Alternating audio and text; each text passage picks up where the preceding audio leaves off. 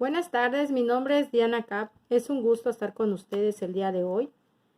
Voy a hablar acerca de mi módulo número 22, en el cual voy a tratar la enfermedad vascular cerebral. La enfermedad vascular cerebral es una de las principales causas de mortalidad y de discapacidad en México.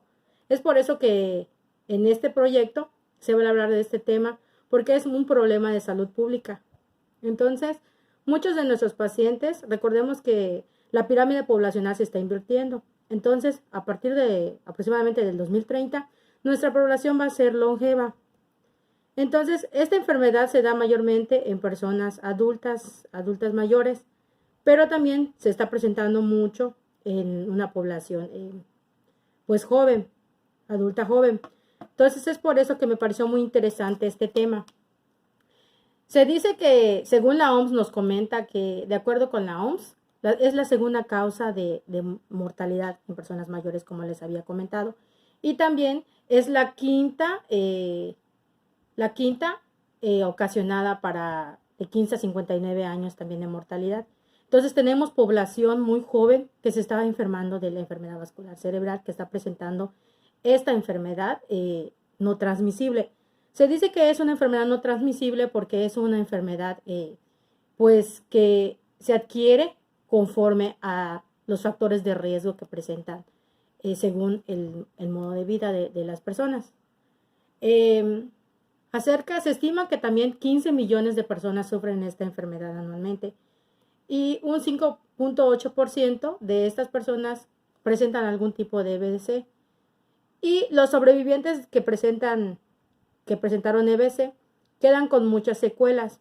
Entonces también es un problema de salud pública, un problema socioeconómico, es un problema familiar. ¿Por qué? Porque nuestros pacientes presentan pues secuelas, discapacidad. Entonces es un problema también que tenemos que tratar y tenemos que abarcarlo y tratarlo pronto para que no se presenten secuelas.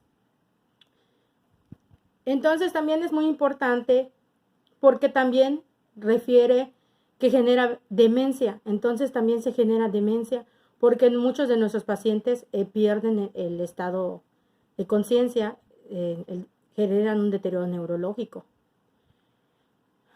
También en la INEGI nos refiere que en México, estadísticas del 2016, nos dicen que 34.782 personas han presentado muertes por EBC. Entonces es una cifra muy alarmante.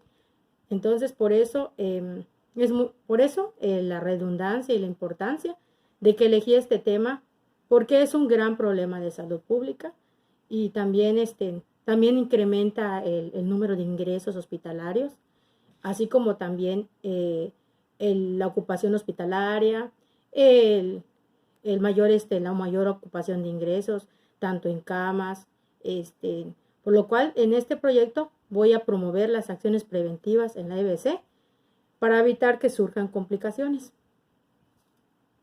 Entonces,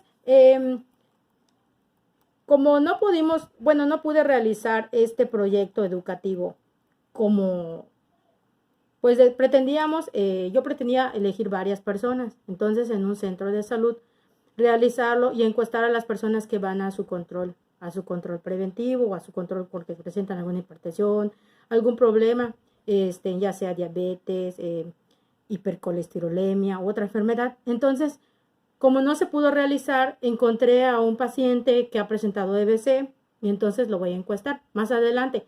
Aquí lo tengo junto a mi lado y más adelante le voy a dar la palabra. Bueno, para mi hipótesis en este proyecto educativo, mi hipótesis es generar la promoción a la salud, conocer la enfermedad. Sí, yo pienso que si nosotros conocemos la enfermedad y identificamos los factores de riesgo como profesionales de la salud, nuestras intervenciones son idóneas, capacitamos a las personas y fomentamos en ellos el autocuidado. Eso nos va a ayudar mucho para que pues nuestros pacientes no se les presente la EBC. Entonces, como objetivo general, tengo el determinar el nivel de conocimientos del entrevistado o de la población en general a la que se le va a realizar posteriormente pues las encuestas, ¿no? El estudio. Entonces, vamos a determinar el nivel de conocimientos conforme al evento vascular cerebral y la relación en la aparición con la patología. El objetivo específico que se tiene en este trabajo es determinar el nivel de conocimientos de los pacientes respecto a la EBC. En mi propuesta de mejora o proyecto, pretendo promover y prevenir y desarrollar acciones de promoción de la salud, fomentar hábitos modificables de estilo de vida en la población e incrementar la búsqueda activa de individuos con factores de riesgo. Es decir, en nuestras áreas de consulta nosotros podemos realizar detecciones y por eso a partir de realizar detecciones también podemos nosotros fomentar nuestros usuarios el estilo de vida saludable en el área de... Es una gran oportunidad, considero que es una gran oportunidad que nosotros tenemos como profesionales de la salud, el fomentar lo preventivo. Recordemos que ahorita nosotros tenemos que fomentar mucho la prevención, ya no solo la curación y la rehabilitación, sino también la prevención, que es un eslabón básico en la salud. Entonces este proyecto, pues vamos a fomentar en nuestros pacientes vamos a trabajar con los factores de riesgo, los factores asociados, como son, por ejemplo, la hipertensión, el colesterol, los pacientes con diabetes. Vamos a fomentarles en ellos la reducción del tabaco, el consumo del alcohol, el consumo de dietas con grasas saturadas, también el consumo de azúcares. Todas estos hábitos que se pueden modificar, los vamos a trabajar en conjunto con nuestros pacientes a través de charlas, a través de información, foros. Es por eso que en este proyecto, pues, estamos haciendo, pues, un poco de referencia sobre este tema tan importante. Me pareció muy importante, muy, muy importante, porque muchos de nuestros pacientes presentan EBC o tienen muchos factores de riesgo y en ocasiones no, la verdad, lo pasamos desapercibido. Pues por eso es que elegí este tema. Entonces, vamos a hablar un poquito más sobre este tema y vamos a hablar también sobre ciertas manifestaciones que se presentan en estos pacientes.